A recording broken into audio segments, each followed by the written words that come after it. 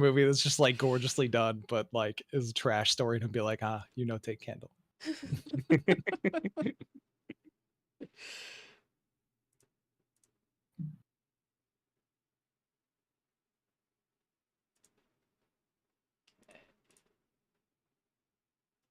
Perfect. All right. Hey, I see us live on Twitch. Yeah. Sweet. There we are. Sweet.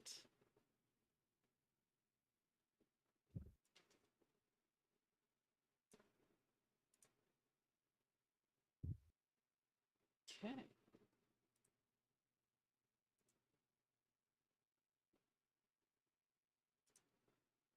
Perfect. Okay.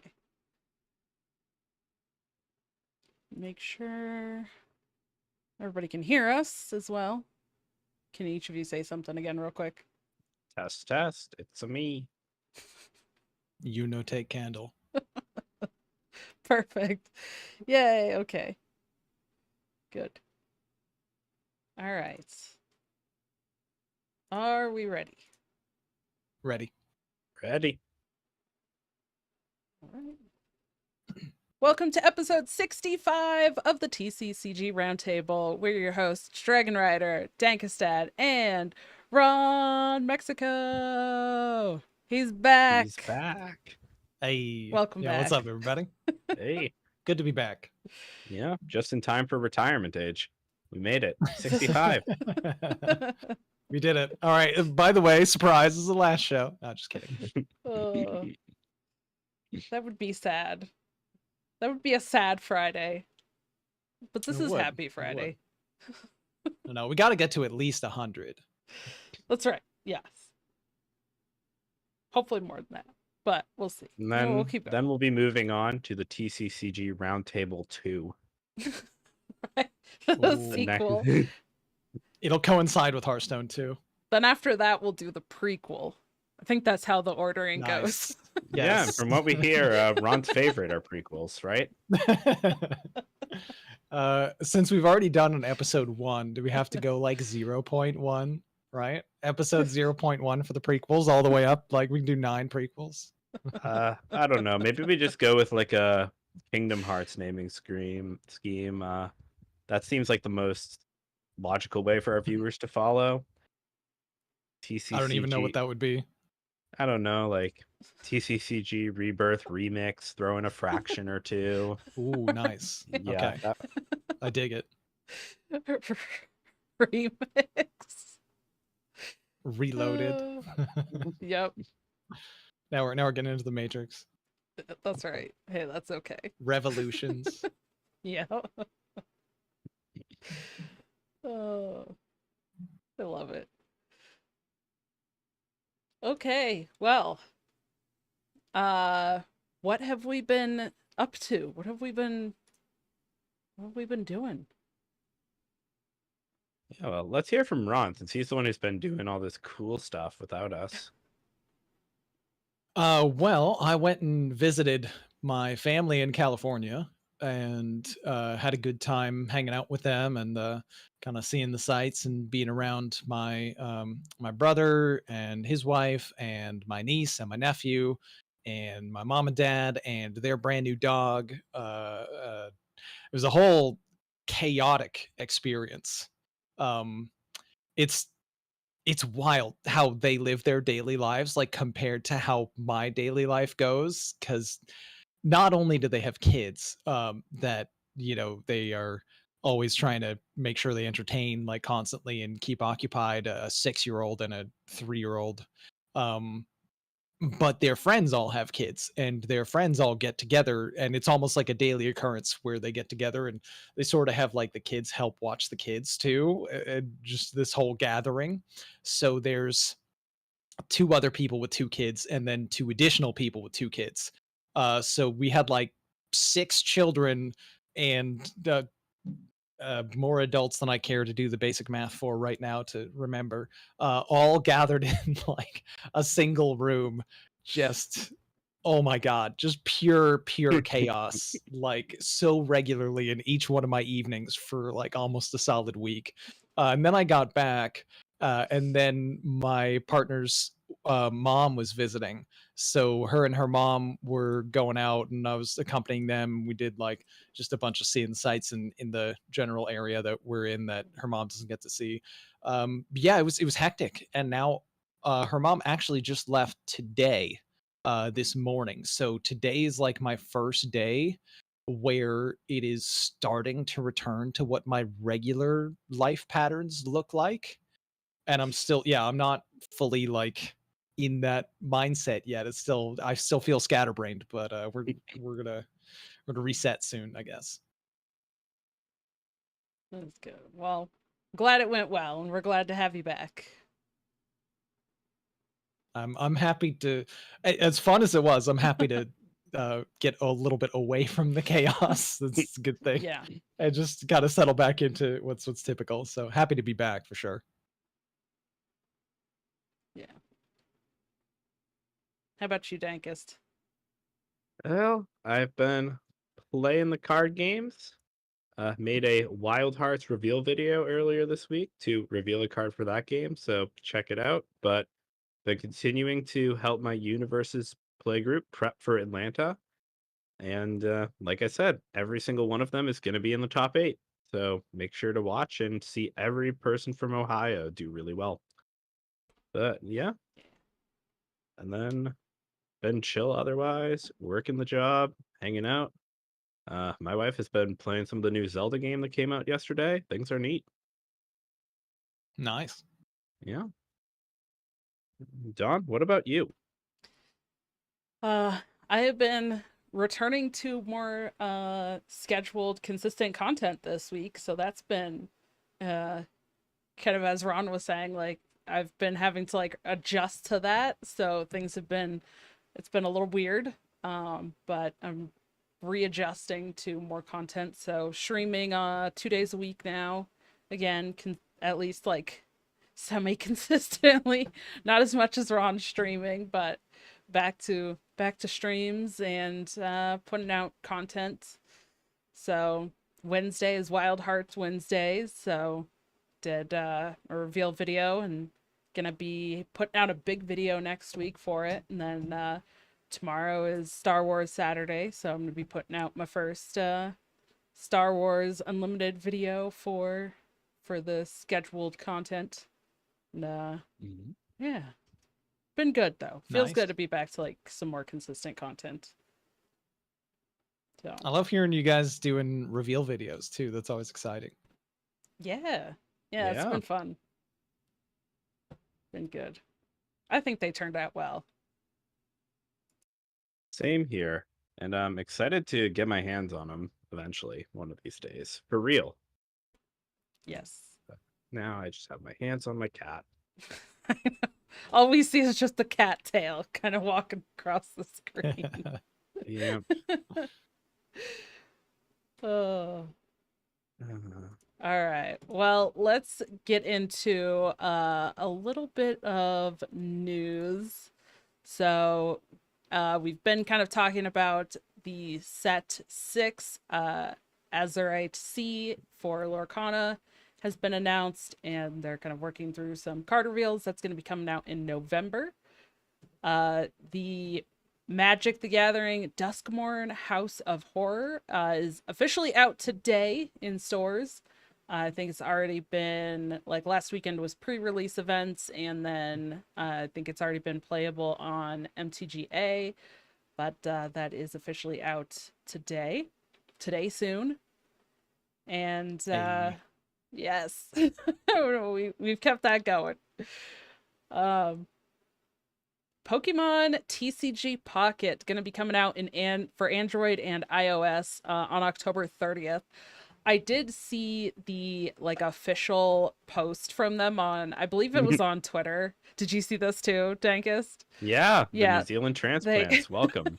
yeah, they actually made an official post saying like, welcome for everyone from New Zealand and new transplants to New Zealand, because of course people are going to be changing their region, their location, where they live. They're temporarily moving to New Zealand so that they could play TCG Pocket ahead of time. So I thought that was really funny. Very clever that they just like they recognize that that's going to happen and just uh made a comment on the official post. So that was kind of cool. Kudos to them for that and not trying to like stop people from doing that. um so we are what about a month out from that now. So definitely going to be really interesting to see over the next like week or so, over 2 weeks maybe, what people who are getting the chance to play it are doing content wise and saying about the game. Because I think that's going to be pretty huge for its popularity. I think it's already going to be pretty popular, but depending on, what content creators and other people are saying, and then if they're enjoying it or not enjoying it or how they feel about it is going to be pretty big. So going to be watching that very closely. And then yeah, we still have Twilight of the Republic for Star Wars Unlimited reveals happening as they've been. That's going to be coming out in November as well. We talked last week a little bit about the planetary qualifiers that they had kind of announced and talked about.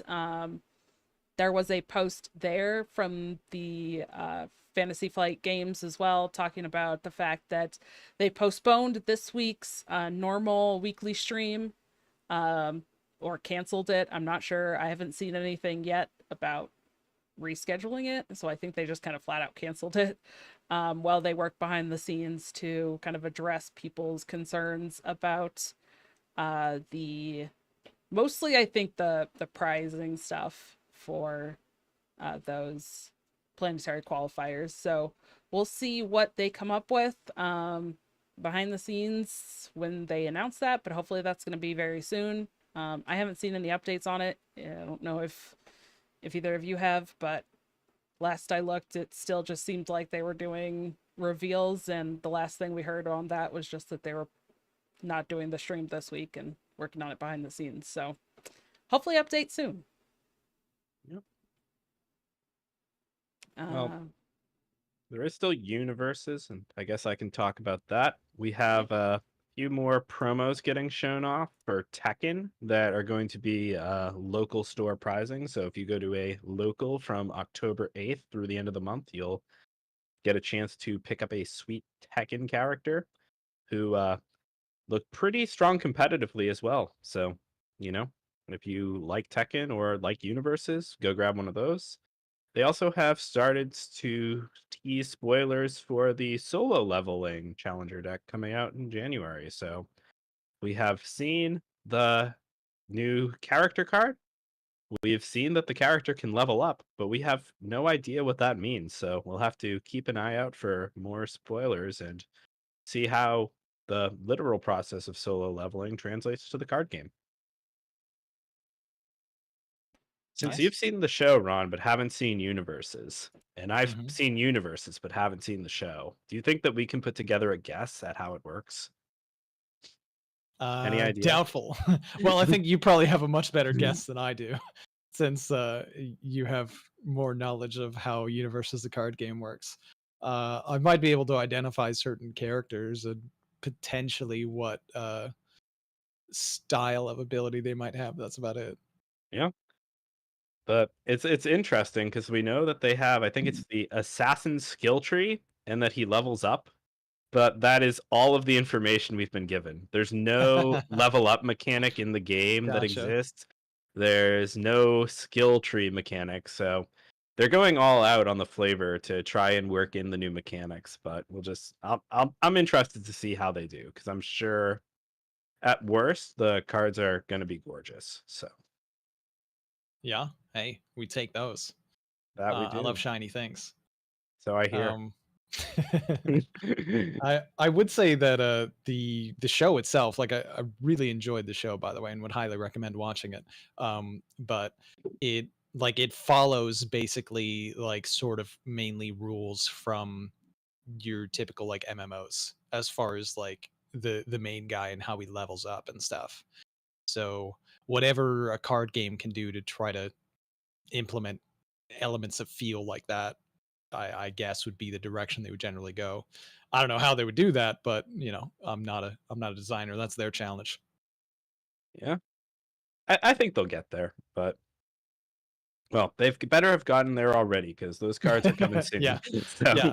I have faith that they'll have solved it. Well, speaking of tournaments, the couple of things that we kind of have in the tournament section, I think, are kind of a little bit outdated. So we don't really have much. We're kind of in that little bit of time where tournaments are starting. They'll be starting next weekend. Maybe let me consult the calendar again. Because we're at the end. Yeah, so not this weekend, but next weekend and into October, I think, is really when a lot of the tournaments are going to start ramping up. That's when we're going to see the planetary qualifiers for Star Wars. I know there's another Pokemon event here in the US in October, in Kentucky. So, um, and then I think there is the Magic Con happening in October as well? Oh my gosh, where is it? November? I think it's October. There's a lot. October for Las Vegas, There we go. 25th to the Yes. 27th. Okay. End of Boom. October. So yeah, lots of tournament stuff starting up. But you kind of had the idea, and I think we maybe touched on this last week because Ron and I have talked some about some tournament stuff and going to tournaments and going to like conventions. But it's been quite a while since we've talked about that. And I think that was before we got Dankest on the show, even.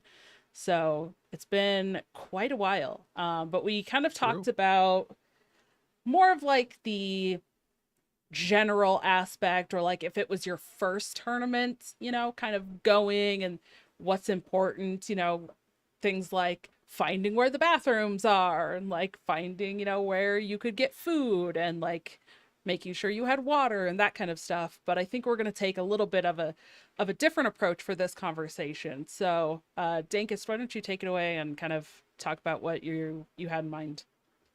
Sure. So, of course, know where the bathroom is. Bring water. Bring delicious snacks that aren't your deck.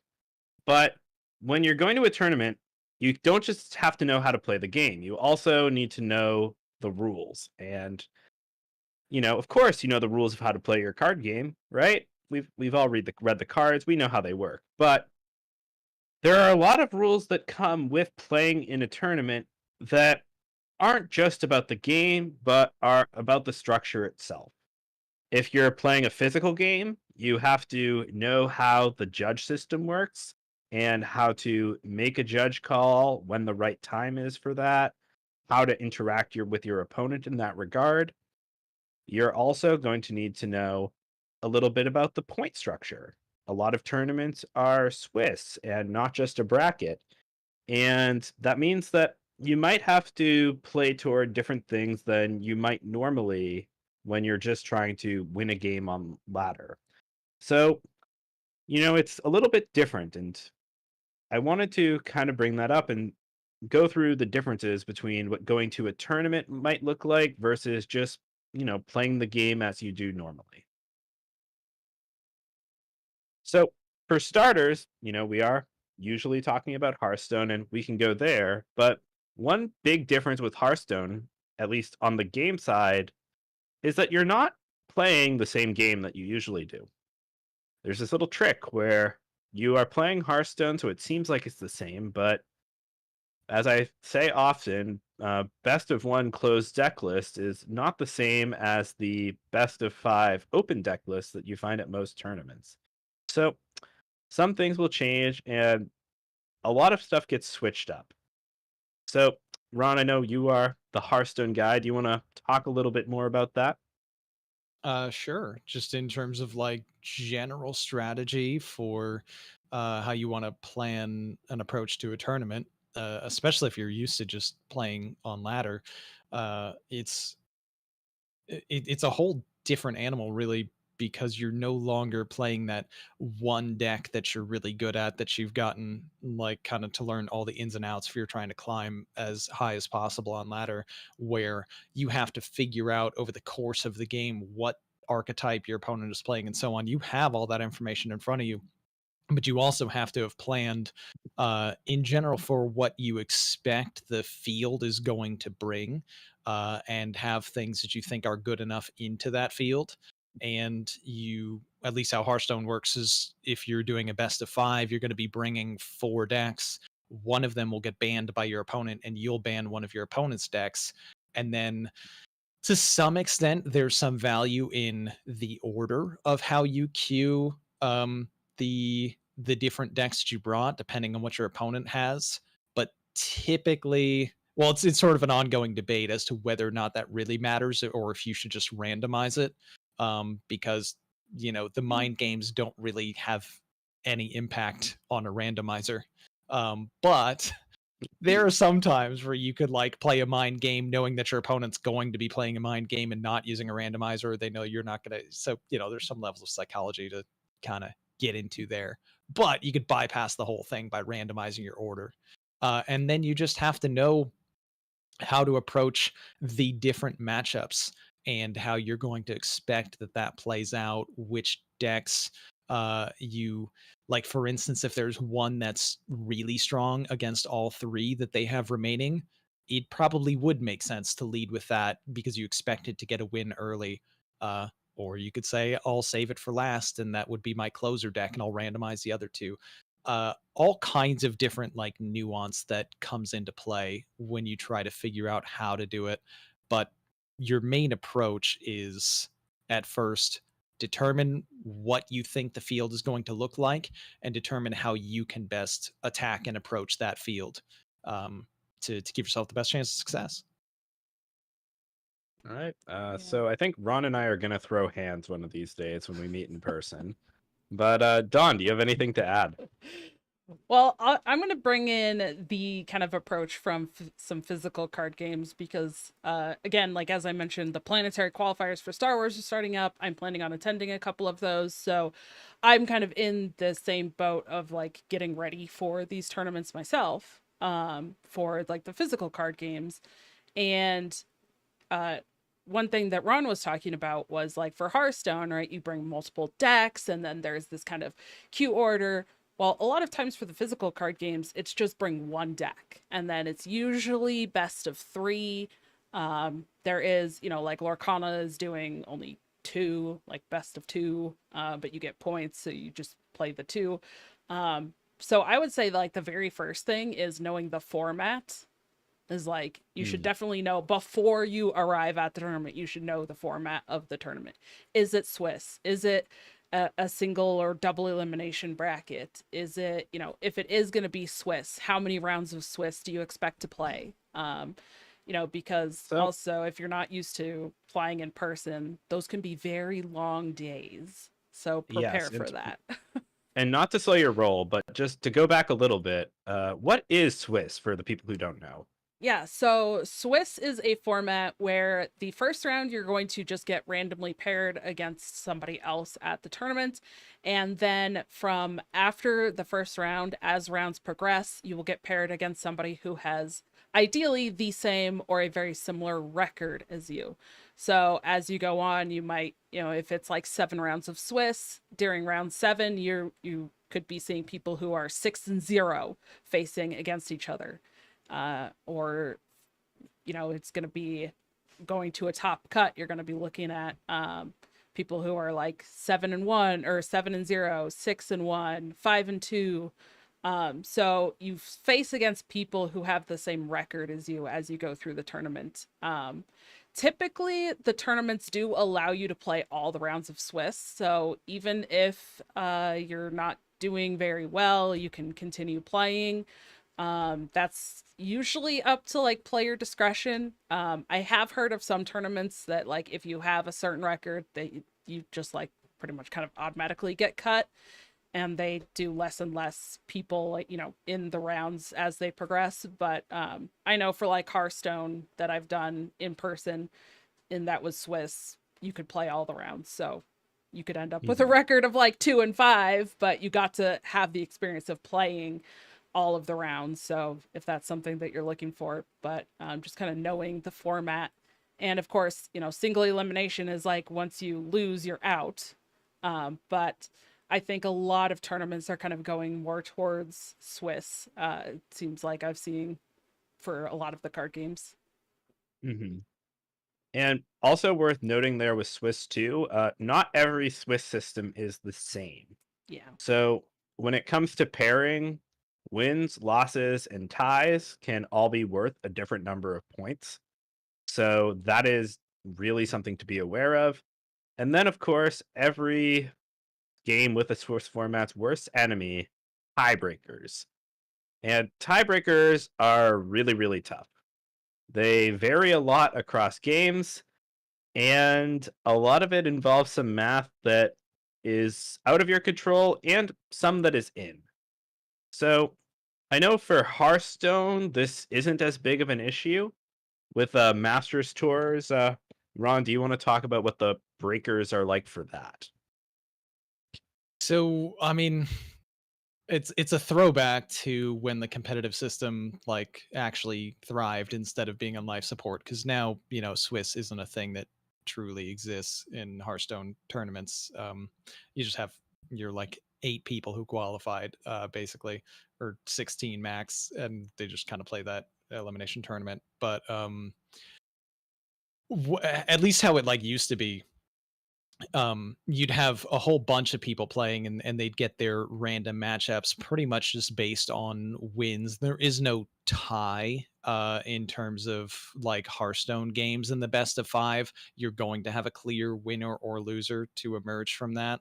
A lot of the tiebreaker stuff for Swiss and Hearthstone, with how it used to be in like Masters Tour qualifier tournaments and so on, is seemingly almost exclusively outside of your control, where it's like you need to, absolutely, you need to win early. Round 1 is of paramount importance to win. If you don't win round 1, you probably need to win all of the rest of the rounds to go 7-1, so you can't get tiebreakered out. Because if you lose round 1, your opponent, who's 1-0 there, might start losing all the rest, and then your one loss early dramatically hurts you. It also hurts the quality of your opponents that will factor into your tiebreaker, because when you're 0-1, you get matched up against another 0-1, and so on. So you go to 1-1, and then you get matched up against a 1-1, but everyone else who won their first round has a dramatically higher and exponential seeming like strength of schedule, where they're 1-0, they beat a 1-0, now they're 2-0, they beat a 2-0, now they're 3, and so on is how it proceeds. So the significance of the early rounds is crazy weighted. Um, and the only way to really counteract that, if you struggle or have some kind of bad variance early on, is, well, you better not lose from here on out. But then, because basically the ones that are winning the early rounds and then they lose in the later rounds, they've lost to an objectively very strong opponent who's already won also in the early rounds. So their 1 or 2 losses will count much less against them, and usually it's like the 6-2s that wind up being the tiebreaker. Typically it's been like a round of 8 matches that get played between all the players in the field, and you'll have a cutoff for who makes top 16, and there's a whole lot of 6-2 players, and just it'll factor in with a number of different things, mainly though just like however the strength of schedule essentially has been calculated, and that's totally random pairings.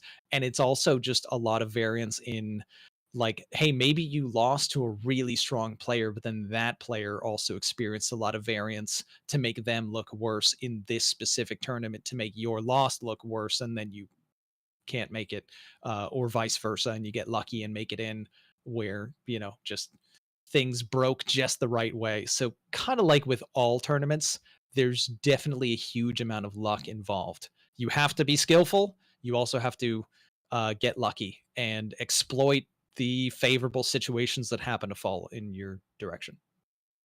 Yeah. And worth pointing out there that, in every card game, strength of schedule is going to be something that factors into tiebreakers somehow. And that is something that's out of your control. Play your best and, be a nice social person. It's good for both you and the people you played that they all do well. So cheer them on. Be a nice person and do that. But in physical games, you can control one thing, which is your ties. So Hearthstone does not need a system for time control, but physical games do have one. Well, part of the tournament is to see who is skilled. Another part of it is that it does have to end. The rounds need to continue. People need to leave the venue before it closes, and the games need to happen. So there's a schedule, and you stick to it. And matches that haven't concluded once time is up will tie often or have another outcome based on the game's rules. And you need to know what that is. So I went to a Universes major in July and I did fairly well there. But one of the issues that my deck has was that it was slow. And in Universes, a tie is worth 1 point for a match. So a win is 3, a loss is 0. A tie is not the end of the world. But one thing to note is that a tie in Universes in a game is treated the same as a loss when it comes to tiebreakers.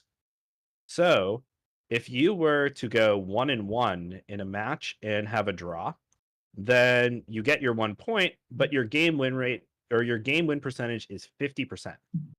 If you were to go 1-0 in a match and just win a single game, then your game win rate is 100% and your match is 100%. And at 101, one win, one tie, you do get your 3 points. Great. But you still have that 50% game win rate. And that can cost you. So in the Swiss, I was, I think, seeded 14th or 15th out of the 16 people that top cut. And at 4-0-3, I had, or 5-0-3, I had 18 points. And of the 18-point finishers, I was the worst in terms of tiebreakers by a lot. And in Swiss, you will end up in a situation where a person with 6-2 will have the same points as 5-0-3, but 6-2 will tend to be much, much better from a tiebreaker perspective. And that might be something that's unintuitive to people who are just playing the game or aren't the most familiar with the rules that the tournament establishes. Yeah, that's a wild concept to think about when it's like, wait, hold on, I didn't even lose a single game. Are you kidding me? This person who lost 2 is ahead of me, but I get the Yeah, idea, and you have to plan accordingly. right. And I think that in my rounds of Swiss, I dropped 1 game, I think, over the course of the entire 8 rounds. And, like that seems good, but in reality, like I was trying to play very fast, make sure I was using my time well, and being sure to call a judge if I suspected my opponent was playing slow. And, this isn't because I don't like my opponent. It's not because I think my opponent is a jerk and trying to scam me. But when you are at a tournament in that sort of environment, you know, being able to work within that system and talk to a judge is important. And that's not a concept that Hearthstone really has. But Don, do you have any sort of experience with judge interaction, or have you had that come up much at your events?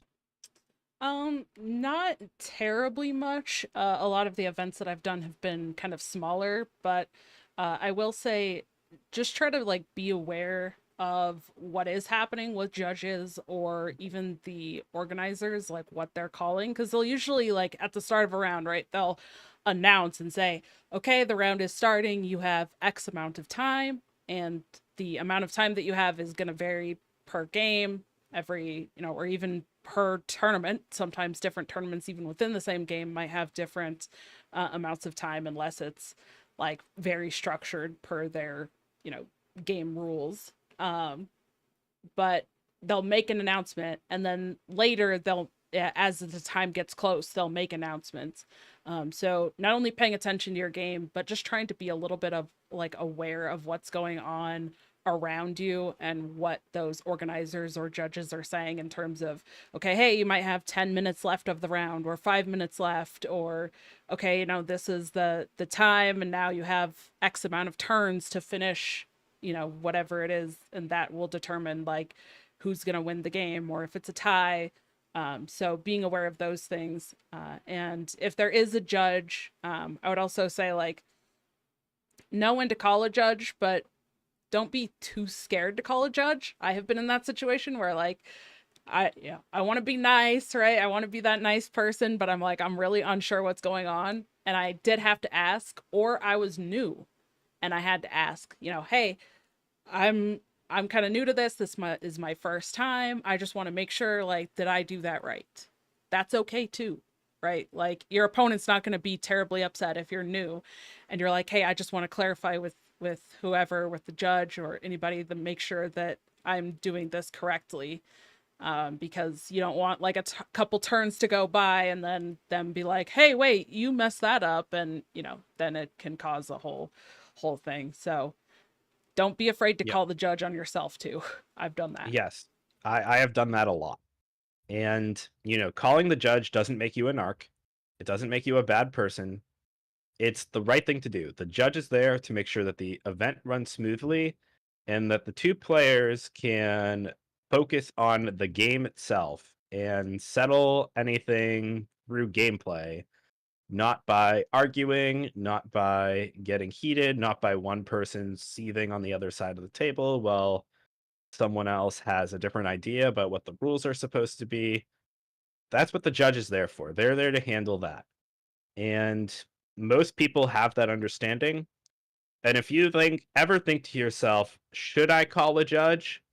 That immediately is a cue that you should. Like if you even have the thought, call a judge as soon as possible, they're really happy to work it out. And if you have something simple that to you seems like, maybe this is stupid, maybe I shouldn't have called the judge is probably thrilled because it means that they can resolve the issue quickly, that, they have a positive interaction in a place where admittedly they don't get to have as many as they would like. And you make everybody's day a little bit better. Just please call a judge when you can. It makes a big difference. Another sort of part on this subject is your dynamic with your opponent. If you are playing a digital game like Hearthstone, a lot of the times you'll never see your opponent. They're on the other side of a screen, somewhere else, across the country, across the world, maybe even in your town. You just don't know.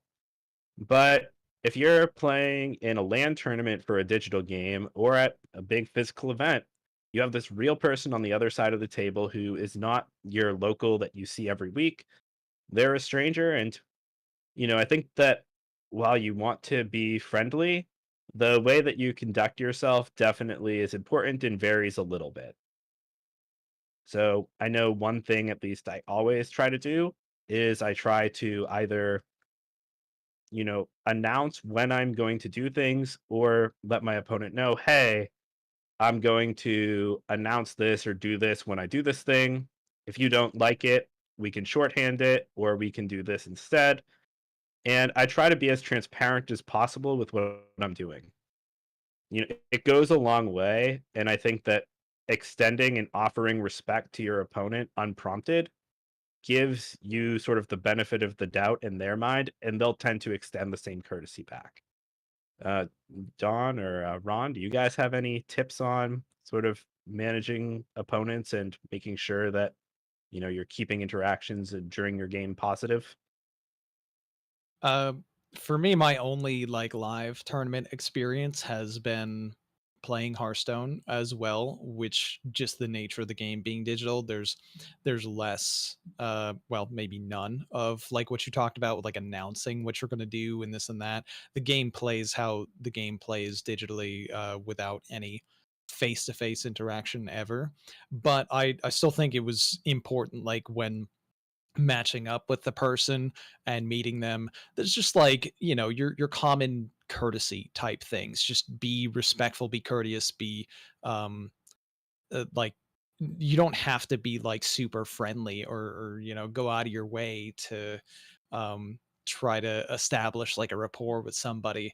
But at the same time, like, do your best to not just be really um I don't know, awkward, cold, like disjointed in your interactions with somebody. Like, oh, I've never seen a human before. Just Yeah. like head down, no words, to focus on the game. Just your normal like greetings and GG after the game is over, whether you won or lost. Just general kind of respectfulness, I think goes a long way towards just, you know, at the end of the day, this is a community within the card game. This is someone who also enjoys the thing that you enjoy, and you want that person to not quit, probably. uh, and if you create like a terrible interaction, then they would be encouraged to maybe be like, you know what, maybe this game's not for me. So the more people that play your game, the better. And if you can just be respectful, I think is a baseline. That's good enough. There's just plenty of other things that maybe you can do, but something as typical as shaking hands, maybe less so in post COVID eras, but fist bumps, something, you know, whatever normal interaction that you can have to make someone not feel completely put off, it would be a good start. Yeah, and that's not to say that you don't have to be like nervous, or if you are someone who has like social anxiety, that's okay, because you're probably not the only one. I can tell you from experience, every time I go to any kind of in-person thing, even sometimes still while I'm sitting at my desk doing something like a podcast or casting or streaming, I am so nervous. And I'm like, I feel like a train wreck sometimes. I'm like, oh man, I look like a hot mess. I'm just so nervous. I don't know why. I probably sound dumb. People don't know what, and other people are probably thinking something very similar, right? They're like, oh, I'm shaking and everyone can tell that I'm shaking and I'm holding my cards weird, or, oh no, I didn't turn that the right way, or everyone's going to have like their insecurities and stuff too. So if you feel like that, other people probably feel like that too, and it's okay. But as Ron said, just kind of like even just basic interaction. You don't have to be like overly top, super nice. I try to be, because that's just who I am. So I'm probably going to be a little bit more like giggly and chatty and stuff, at least before and after the match. Maybe not during the match, but Stone that's face just who I killer am. during the match, That's right. I get before and focused. after, just the I get nicest person you'll ever see. I get focused. Yeah. Love it. But it's like it's okay if you're nervous, and it's okay to chat. And I think in terms of like kind of that transparency, at least in physical card games, I always try to like ask my opponent before I touch their cards, Hmm. that kind of thing. Like, hey, can I see that card? And then kind of like maybe indicate that, start to reach across or point to whichever card that you're looking at. you know Maybe you're not as familiar with all the cards. As I said, sometimes when I've been more new, or I'm still learning all the cards, like I don't know all of the cards off the top of my head just by looking at them, so I have to read it. And it's not like it's not like the digital card games where I could just hover my mouse over it. Like, no, I have to reach across and have my opponent hand me the card so I can read it. um and sometimes I get nervous that I'm like, oh man, this person probably thinks that I'm slow and I'm just like taking up all this time. But if you need to read a card, don't hesitate to like ask your opponent. I would just ask them, just make sure you're like being polite about it. Just like ask them before you're just like grabbing their cards, because that's not very good. Yeah. And, if it really does take a long time to the point of being a problem, well, guess what? You can call a judge and they'll probably give you an extension because you were proactive about it and on top of things. So, like it's okay. And as long as you're being respectful like that, I think that your opponent and tournament staff will understand. And Yeah. just for my 2 cents on it, have empathy for your opponent. If they win and you're at a late table, it can get emotional. Your tournament run might be over. Things might have gone bad, but they're on the other side of it. They're doing the same thing you were, and they just had a big achievement. So, if they celebrate a little bit after the game, you don't have to go up, give them a big hug, raise their hand or anything like that. I mean, you can if they're down, but just don't be mad at them or take it personally that they're happy that they won. They're not happy because they knocked you specifically out. They're happy because they achieved something that means a lot to them. So try to appreciate that. And, if the shoe is on the other foot and you're walking away the winner, understand if they're a little bit down and, if they're going to mouth off and scream at you, which has happened before, not unheard of. It's all right to be upset about that and want to remove yourself from the situation. But, if they're a little bit down and either want to take their time to offer a handshake or maybe just don't hear you when you say good game or kind of ignore it, like understand where they're coming from and maybe just try to give them some space. And then the last piece, don't take things that happen in the game personally. That makes things miserable both ways. If your opponent counters your spell, kills your guy, mills your deck, does something that makes you mad, it's in the game. The person on the other side of the table is probably perfectly nice. They're not doing it because they hate you. They're doing it because you have agreed to play a game and one of you has to win. Like I've had one of my matches in Top Cut at my tournament where my opponent was just looking at the table, seething like every play because the deck that I was playing just created such an unfun situation for that matchup. And after the game, my opponent just kind of exhaled, looked up at me, and just threw out the hand and was like, "Hey, man, like, great game. Like, I'm sorry. I was just thinking that was so hard." And like, I totally get that. But don't, don't like shut down. Don't try to not show your opponent your cards. Don't be like snippety or slow down the game because you think that they're playing well to spite you, because kind of they are, at least on the game board, and that's what you sign up for. So embrace it, play well, and if you are really mad at what they did to you, get them back. You kill their guy, counter their thing, or just remove their life total. That's always effective in most games. Take their prize cards and, have a good time. And then maybe at the end of the game, you can share a laugh about it, or, go your separate ways and share it with your friends afterwards. Yeah. And post game, I take it from what you're saying, you probably shouldn't do any like quote unquote dice roll type gestures. Probably not the best Probably not a tournament good etiquette idea.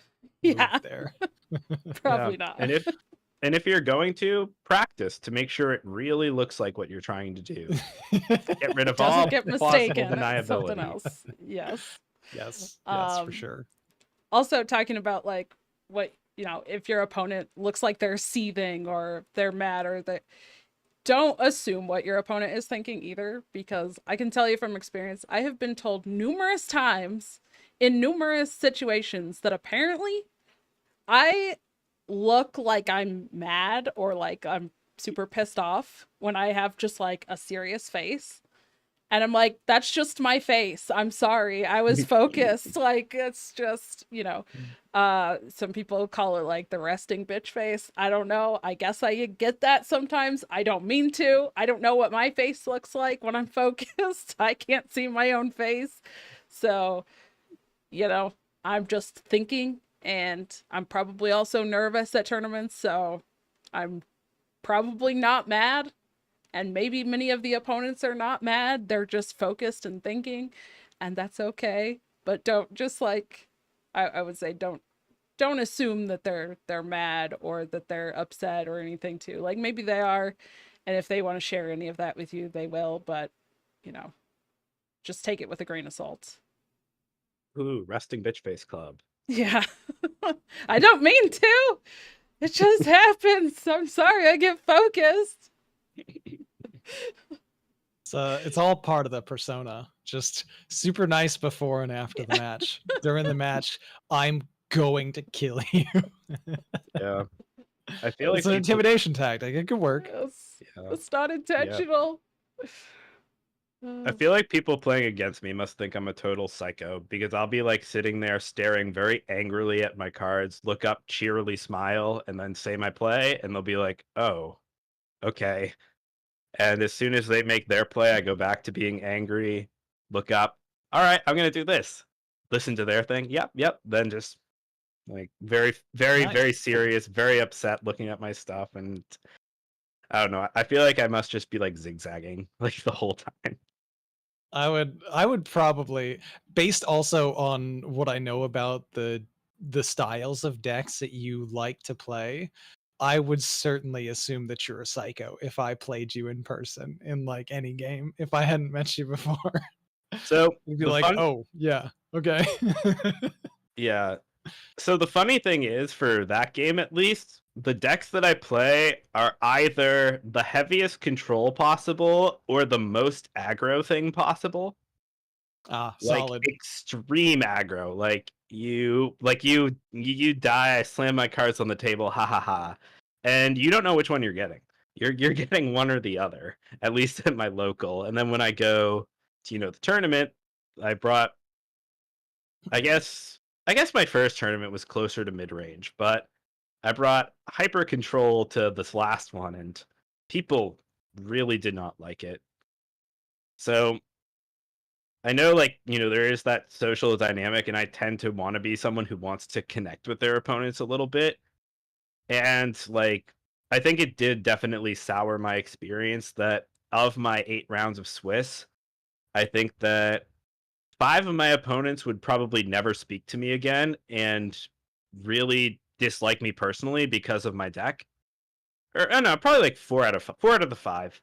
And then the other 4 are either friends who unfortunately had to play against me, or other people who were just like, very nice and were like, "Damn, that sucked. Sick deck. Good luck. Good luck later." Like that sort of thing. Yeah. But I mean, you're generally not going to be very popular. Also, even if you brought like the hyper aggro style, maybe that's slightly less like demoralizing for people, but it's still the same general type of feeling either way, where it's like I feel like I couldn't do anything. Either I couldn't do anything because I died too quickly because this guy was so hyper aggressive that none of the things that I was trying to do came online before I died, or everything that I tried, he had an answer to because he was hyper control. So I don't think you're making any friends with either of those choices. But at the end of the day, you're trying to win. yep, Friends would be nice, but I think that I guess that just kind of is going to come with the territory. So maybe yeah, something to consider too. If your goals are different, if you don't want to just win at all costs, then you might want to bring some styles of decks that lean towards making more friends. I don't know if you want to like go to a physical tournament and make friends, maybe just bring some super weak decks that get rolled. Because people are going to be really happy that they played you and they beat the crap out of you, and that you're like really nice about it, and then you could make a friend. But if you're trying to win, don't expect to make a whole lot of friends if you go with the full-on commitment to I'm going to make your experience miserable so that I win. And if you do that, you make sure you win a lot because the people at the top Oh yeah, tables are more likely to understand. So true. the worst case is you bring a deck like that and you still lose anyway. Then you're just out of luck. No Yeah, wins, no friends. That's a then they bad beat season. you and they hate you. That's rough. That's a rough one. I will say some other advice that I have is, if you are attending a tournament, especially if it's not your first tournament, it's a lot more understandable. If it's your first tournament, it's your first time, like you're probably nervous. Maybe you don't know anybody there. But you can be friendly like before matches and stuff even start too. Like, go up and, chat with other people like before matches start, or in between rounds. Um, I will say, like, my experience at the big, it was like 200 players, or just over 200 players Hearthstone tournament that I went to. Um, I was also one of very, very few women who were there. And there were a couple of players who I had known from like online. Language Hacker was one of them. And, he was one of the people that came up to me and kind of like introduced himself and like recognized me from online. And, maybe in some in person tournaments, you're not going to have that, to be able to like recognize people from online or whatever, but if you're meeting them for the first time. But you can still maybe introduce yourself or just chat about the game. You all kind of have that similar interest, right? You're all there to play the same game, so just be a little bit more like welcoming to everybody as well. If you can, obviously not everybody is going to be welcoming to everybody. Some people are going to be there just to win, and they're not going to be there to make friends. They're not going to chat with people. But if you can, just make a little bit of chit chat, make people feel welcome. You never know who's there for the first time or who feels like they're not welcome at tournaments, who is trying it anyways. So like Ron said earlier, right? You want people playing the game. You want people going to events and tournaments. You want people sticking around for the games. So Yeah. And another little hack there, players aren't the only people that applies to. So a lot of these times at the event, you do have the tournament organizers and judges, you have casters, you have other staff that are potentially selling merch or selling cards, and they have a job to do. Don't get in the way of their job. But also, we say it a lot, there's not a lot of money in this hobby. This is not something that people are doing because they're trying to get rich. They're doing it usually because they love it. And given that a lot of these people there are really happy to talk to you and are really happy to share, if they're in a card booth and they've got a design on their company's logo that looks like your favorite game or your favorite thing, tell them you like it and you might get to learn a cool story and learn a bit more about them. Feel free to talk or ask about the cool promos in the case. There might be a story behind that. Or who knows, maybe you see a judge that was watching a game or talking about a game that isn't something to do with enforcing the rules, but just because they like the deck. If you like that deck too, feel free to introduce yourself and say so, and you might make a friend. But that's the best part about these events. You can play your game at your store, you can play it with people you know, but you just get to cross paths with lots of cool people who have different experiences, different backgrounds, but like the same thing you do. Take advantage of it. Excellent point. Any other last things we wanted to cover on this topic? No, I think we've exhausted it. You guys now know everything you need to know about tournaments. Every single thing. That's it. that's right. And after you or go we to can have like tournaments, 3 more episodes on it. Yeah, one of those. we could do that too.